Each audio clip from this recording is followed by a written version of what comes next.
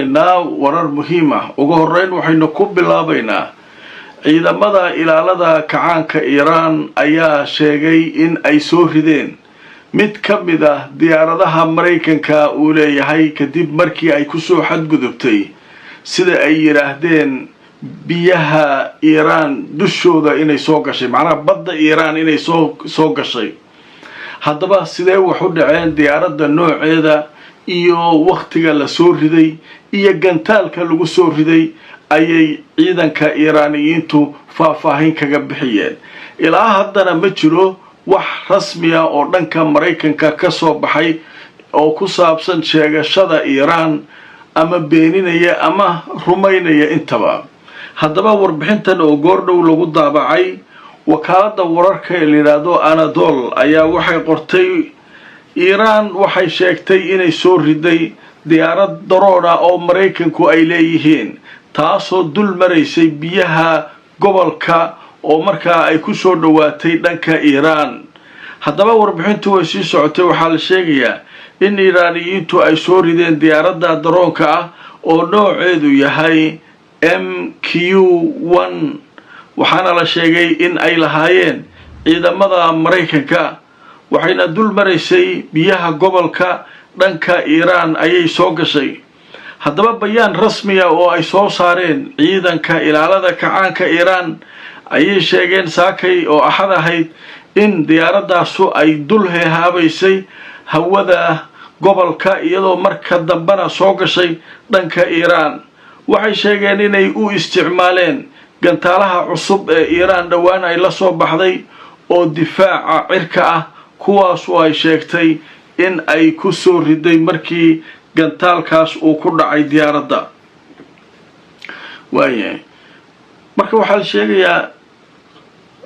waa toddobaadkii labaad diyaaraddii saddexaad oo Iiraan ay sheeganayso inay soo riday oo drone ah oo Mareykanku ay leeyihiin haddaba waxyaabaha la yaab kale ee warbixinta marka la falanqeeyo ku jirta waxaa ka mid ah ciidanka ilaalada kacaanka Iiraan diyaarada soo ridnay dhihi jireen laakiin labadii diyaaradood oo ugu dambeeyay warbixinta waxay ku soo darayaan hubka cusub ee difaaca cirka gantaalaha ah ayaanu u isticmaalnay taasoo marka lagu tilmaamay inay tahay fariin cusub oo la dirayo la leeyahay haddii dagaal bilowdo diyaarado kale aan nala soo aadaan alaab cusub aan keensanay ee ogaada marka hawshaasu halkaasay marka maraysaa xaalka halkaasuu marayaa dhanka kale markaynu u gudubno wadaxaajoodkii Mareykanka iyo Iiraan ka dhex socday halkee maraya waataan barnaamijkan kii ka horeeyay ee koobaad ku soo qaadanay Trump iyo qaabku isaga daba wareegayo iyo arrimahaas haddaba marka waxaa maanta iyaduna soo saaray gudoomiyaha baarlamaanka Iiraan ninka la yiraahdo Qalibaf haddaba markaan idintu soo Qalibaf wuxuu yiri ma aqbali doono heshiis kasta oo Washington aynu la galayno in damaanad la'aan uu ahaado waxba isdaalineen Trump ha warwareegin annagu waxaan u baahanahay damaanad awal waxay soo jeedisay Iiraan Shiina ruushka asaga isxilqaama intaba Mareykanku uu ka warwareegana inay damaanad sameeyaan laakiin wuxuu rabaa damaanad la'aan in heshiis inta la galo uu Trump mar alla markay fiilooyinkiisa istaabtaan inuu mar kale haddana wuxuu rabo sameeyo weerar gaalmaa qaado madaxda ka dilo inuu maaragtay cunaqabateena iska kiinsaaray dhaho marmarsiya beena u sameeyo iska weeraro waxaas annaga ma yeelayna annagu noocaan waa naqaanay dagaal waa dagaal ninkii adkaada nasiibkiisa dagaal haddii la joojinayo la heshiinayana annagu ma ku aamini karno adeer ee waxaan u baahanahay damaana wax la yiraahdo damaanad cid ka damaanada inaan annaga heshiis markaas kula galaynaa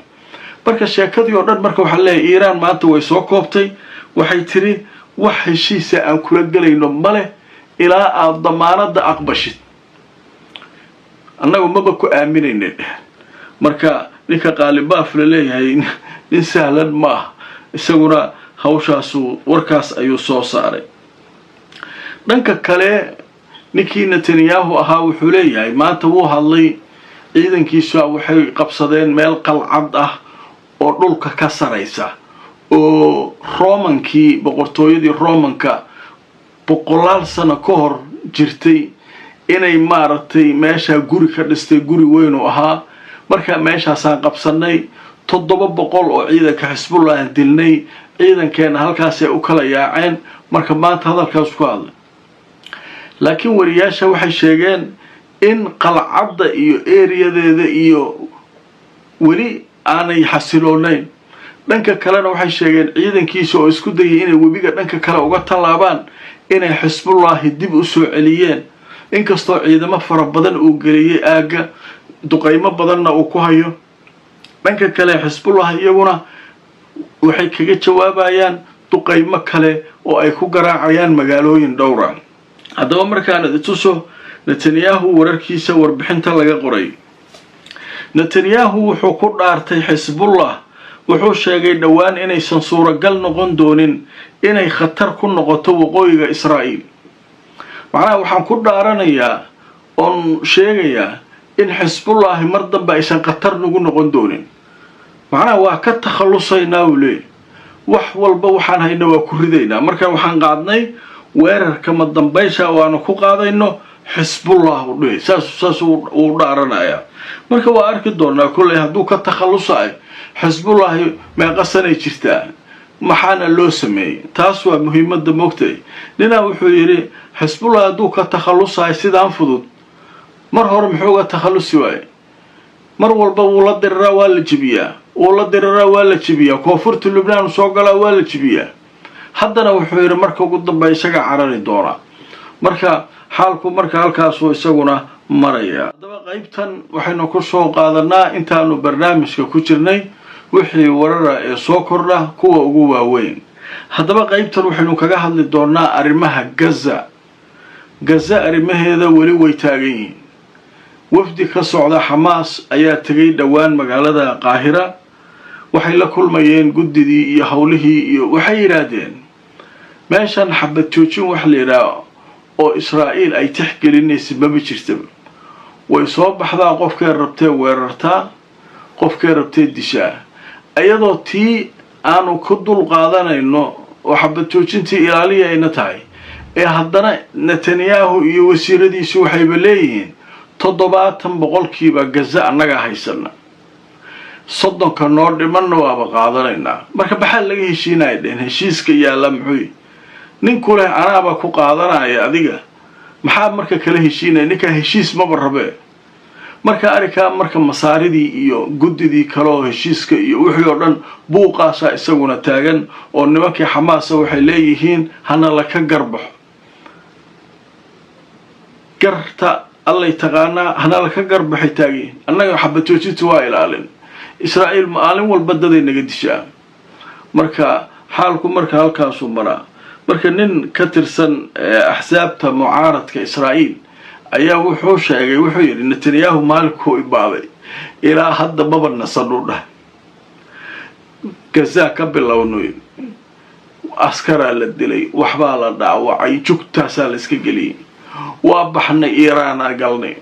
Iiraan waa saamideen ugu dhigtay hadda Xisbullah ka socota mar dhexdaas Yemen iyo annaga isgalnay nimanka Xuutiyiin wuxuu yiri warninka naftu nagu dhibo dhahay meeshan dagaal waxaan ahayd maba noo wado dhahay ninkan